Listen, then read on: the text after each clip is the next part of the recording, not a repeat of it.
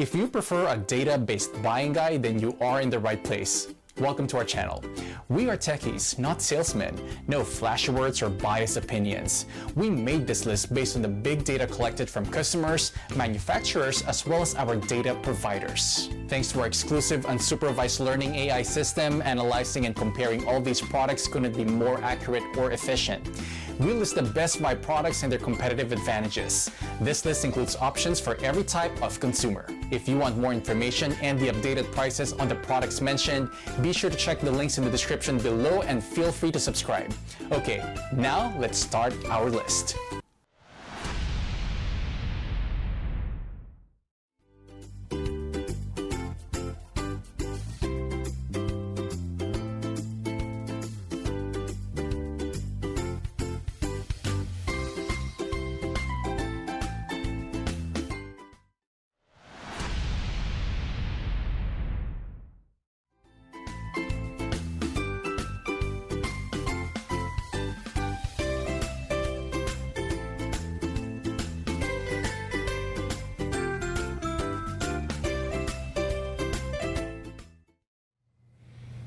I'm Dan Benhart, Product Support Specialist with Mitutoyo America Corporation.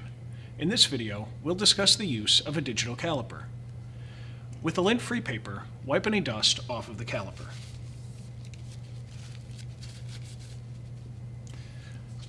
Place a piece of paper between the measuring faces and lightly close them. Without opening the jaws, pull the piece of paper out from between them. This will ensure that both faces are free from dust and oil. Now perform a quick check on the parallelism of the outside jaws. Do this by holding the caliper up to a nearby light source with the measuring faces parallel and in line with your eyes and the light. You should not be able to see any light between the jaws. If you do, there may still be contamination on them. Reclean the jaws with a piece of paper and check again. If light still shines through, there may be damage to the caliper or a burr on the jaws, in which case it needs to be repaired. If the outside jaws are okay, check the inside measuring jaws if present. There should be a small amount of light shining through, and the edges should be clean and free from burrs. Finally, check that the sliding jaw moves smoothly over the length of the beam. If it does, your caliper is ready to measure. For maximum accuracy, keep the workpiece as close as possible to the beam of the caliper. Failure to do this causes the measuring force to be applied at the end of the jaws, where the most flex occurs. In some cases, the ends of the jaws are the only parts which can reach the feature that needs to be measured. If this happens, take great care to not apply excessive force, as this will cause the flexing we just discussed.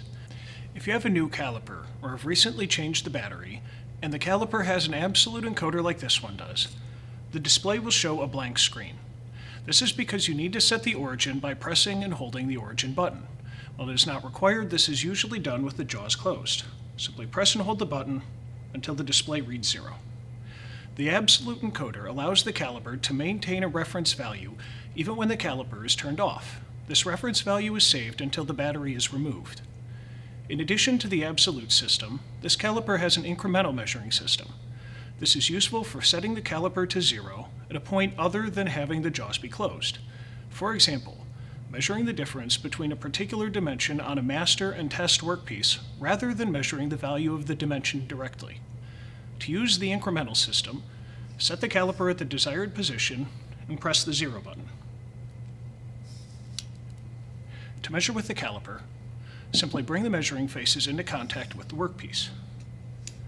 Make sure that the faces are parallel to the feature by sweeping in all directions to find the minimum value for external features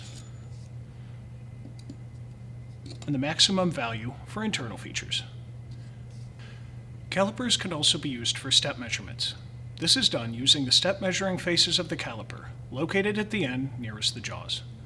Simply set the face of the sliding jaw on the upper step and slide the other face down to the lower step. Again, looking for the minimum measurement once both faces are in contact. Lastly, if your caliper is equipped with a depth bar, you can use it as a depth gauge. The depth bar can be seen on the back side of the caliper and is attached to the sliding jaw. To use the depth bar, place the end of the beam at the top of the feature which needs to be measured, and slide the sliding jaw down until the face of the depth bar comes into contact with the bottom of the workpiece.